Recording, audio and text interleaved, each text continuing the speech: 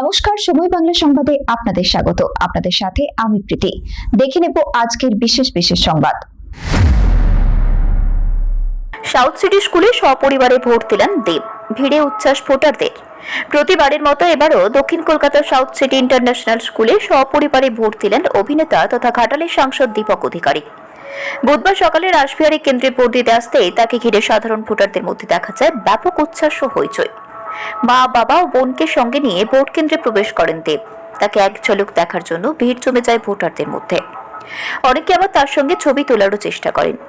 ভোটদান শেষে দেব সংক্ষিপ্তভাবে সকলকে গণতান্ত্রিক অধিকার প্রয়োগের আহ্বান জানান। শান্তিপূর্ণভাবে ভোট পর্ব সম্পন্ন হোক সেই বার্তাও দেন তিনি।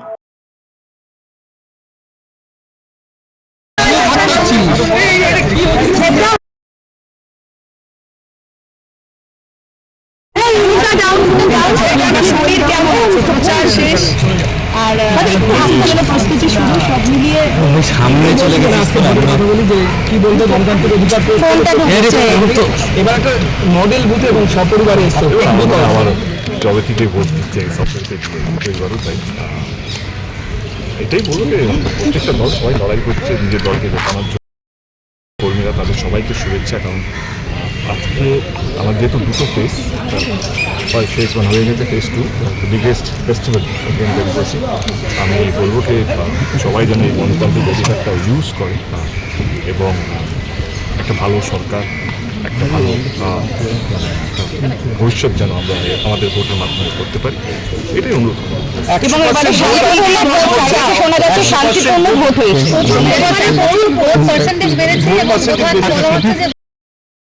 সবুজের একটা সেই 50% একটা ওই বিষয়ে একটা আমরা জানি এসআইআর হয়েছে, তুমি নিজেও এসআইআর অঙ্ক তাই বলছে, অঙ্ক কি বলছে, আগেবার আমরা 85% ছিলাম, রাইট? আজকে যদি 7.5 কোটির মধ্যে যদি 90 লাখ ভোটার যদি বাদ যায়, এমনি 12% বেশি ভোট বাদ চলে যাচ্ছে। আমরা 12% যদি 80% অ্যাড করি, 90% তো এমনি উপরে চলে যাচ্ছে। এবং আমার মনে হয় এটা হওয়া উচিত, মানে যত বেশি ভোট পাবো তত বেশি ভালো। মানুষ যে বোঝাতে হবে প্রত্যেকটা ভোট কিন্তু ইম্পর্টেন্ট, মানুষকে বোঝাতে হবে কেন every vote matters, every vote counts. তো রইল তৃণমূল কংগ্রেস এবং বিজেপি। আমি আমার দল আমি চাইবো, যেহেতু আমি 1 মাস ধরে দলের হয়ে প্রচার করেছি, আমি চাইবো আমার দল আবার সরকার করুক। এটা আমার মনে হয় এটা তো অন্যায় না। যে কোনো দল তাদের কর্মীরা যেভাবে চায়, আমি আমার দলের জন্য আমি সেটাই চাই কি আমার দল যেন চতুর্থবারের জন্য মমতা ব্যানার্জির শপথ নিই। এটা তো আমার স্বপ্ন, এটা আমার ইচ্ছে। এবার বাকিটা 4 তারিখের মধ্যে আমরা সবাই জানতে পারবো, যেরকমভাবে তোমরা জানতে পারবে, যেরকমভাবে আমি জানতে পারবো। কারণ ভোট কে কাকে দিচ্ছে সেটা তো আমি ওই ভগবান, রাজনীতির ভগবান নইকে আমি ভবিষ্যবাণী করতে পারবো। এটাই বলবো যে মানুষ নিজের পছন্দের প্রথম লোক পাচ্ছে, এটাই সেখানেই আমার সমর্থন।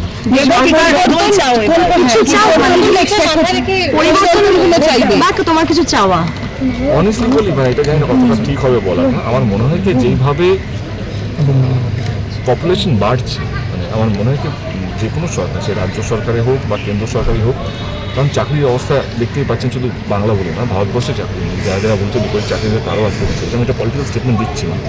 আমার মনে হয় পপুলেশন কন্ট্রোলটা আমাদের মূল হওয়া উচিত, কারণ সেটা 20-25 একটা সময় আমাদের থেকে অনেকটা এগিয়ে ছিল পপুলেশনে। আজকে চায়নাকে আমরা বিট করি। চায়নার জায়গাটা আমাদের 3-4 গুণ বেশি, ওদের কান্ট্রিটা আমাদের থেকে লাইক এরিয়া ওয়াইজ আমাদের থেকে অনেক বড়, আমাদের সেই কান্ট্রিটা অত বড় না।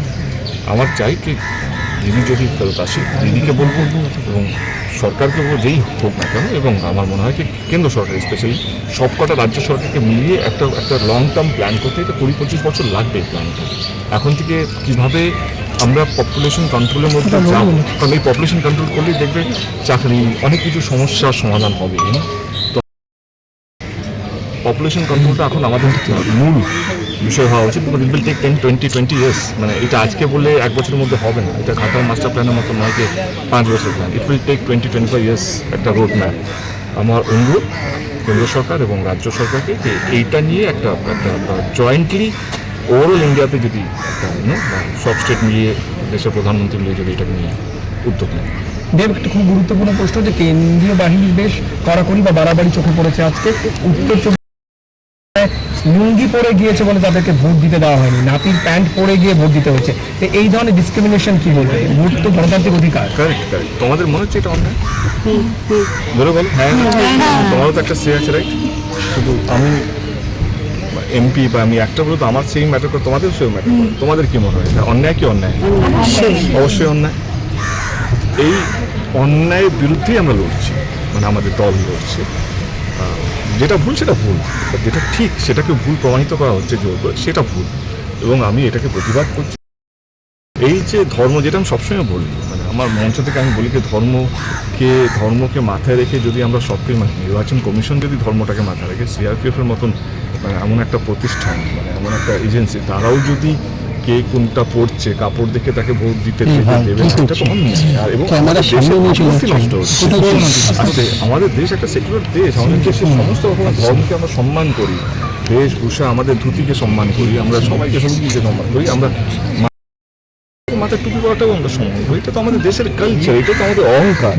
সেই অহংকার ভেঙে যাচ্ছে কোথাও মনে হয় একটা অন্য একটা ভাবমূর্তি, যাদের কাছে আমরা এক্সপেক্ট করি না। একটা ঠিক আছে, পলিটিক্যাল লিডাররা বলছে বাবার ঠাকুরের নাম নিচ্ছে, এ করছে ও করছে, ঠিক আছে, কিন্তু এরকম একটা প্রতিষ্ঠান, এরকম একটা সিআরপিএফের মতন বা এজেন্সিসগুলো যার উপরে দেশ ভরসা করে, তারপর প্রধানমন্ত্রী বা মুখ্যমন্ত্রী আসবে আর যাবে, এটা থেকে যাবে, এরাই থেকে যাবে। ইসি বা ইডি, সিবিআই, এরাই তো থাকবে। নেতারা আসবে যাবে, মুখ্যমন্ত্রী আসবে যাবে, প্রধানমন্ত্রী আসবে যাবে, কিন্তু দেশ তো চালায় এরাই, ডেমোক্রেটরাই তো দেশ চালায়। তারা যদি এটাকে অ্যাকসেপ্ট করে নেয়, ডিসক্রিমিনেশন করে নেয়, অ্যাকসেপ্ট করে নেয়, তাহলে আমাদের দেশটা সার্ভাইভ করতে পারবে না। খুব বেশি আমরা খুব তাড়াতাড়ি আমরা সাপোর্ট হয়ে যাবো। এটা এইবারে ইলেকশন 2026 ইলেকশনে বাংলায় বিশেষ করে দেখা যাচ্ছে। আমার তাই না, এটা তোমরা কীভাবে নেবে আমার অনুরোধ। দেশ কিন্তু নেতারা চালায় না, দেশ চালায় কিন্তু ব্যুরোক্রেটসরা, ডেমোক্রেটসরা। তারা যদি দেশটাকে নিয়ে ভাগ করে থাকে, দেশের যেই নেতা আসুক না কেন, সে দিদি থেকে আসুক বা দাদা থেকে আসুক, বিজেপি থেকে আসুক বা তৃণমূল, দেশটা কিন্তু খুব একটা খারাপ দিকে যাচ্ছে। দেশকে এখন কিন্তু বাঁচিয়ে রেখেছে ডেমোক্রেটস অ্যান্ড এই এজেন্সিগুলো, ব্যুরোক্রেটসগুলো। তো ফোর্থ পিলার অফ মানে পিলার অফ ডেমোক্রেসি যেটা আছে, সেটা কিন্তু মেন পিলার। তারাও যদি ধর্ম মানে পক্ষপাতী হয়ে যায়, ধর্ম যদি করে, তাহলে এটা খুবই দুঃখজনক। এটা আজকের জন্য না, 2026 29 এপ্রিলের কথা বলছি না, 2030, 40, এটা না আরও খারাপ হতে যাবে, আরও একটা অন্য দিকে চলে যাবে। এবং আমরা এস এ কান্ট্রি, যেটা নিয়ে আমরা গর্ব করতাম, ডেমোক্রেটিক কান্ট্রি, একটা secular country, biggest democracy in the world, সেটা কোথাও যেন এখন কোথাও একটা চিহ্নতে চলে এসছে, একটা প্রশ্নমুখে চলে এসছে। আমাদের এই প্রশ্নগুলো ফেস করতে হচ্ছে, যেটা আমরা কোনোদিন ভাবিনি এই প্রশ্নটা আমাকে ফেস করতে হবে।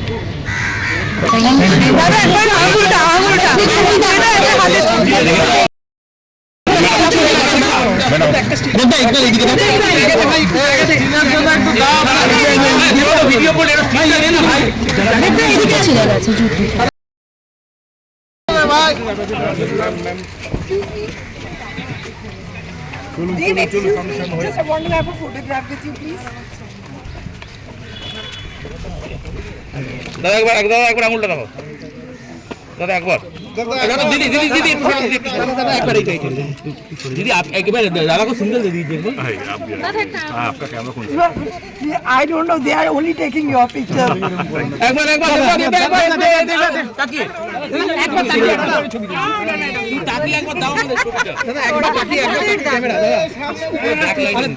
দাদা একবার ক্যামেরায় তাকিয়ে প্লিজ দিন দাদা, একবার এই ক্যামেরা দিন দাদা, আমার একটু তুলে দিস দাদা, একবার তাকিয়ে একটু সোলো দাও না দাদা। থ্যাংক ইউ দাদা, জয় বাংলা।